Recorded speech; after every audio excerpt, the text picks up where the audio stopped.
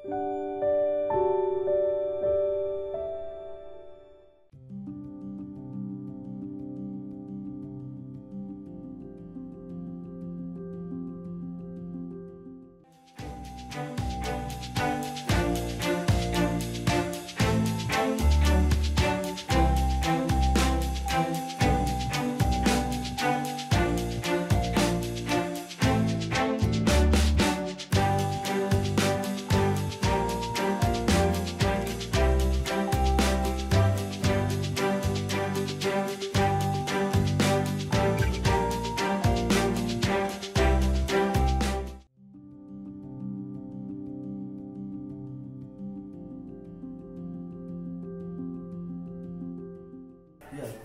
banyak peningkatan. Saya awalnya ke sini pakai kursi roda. Kursi roda. Iya.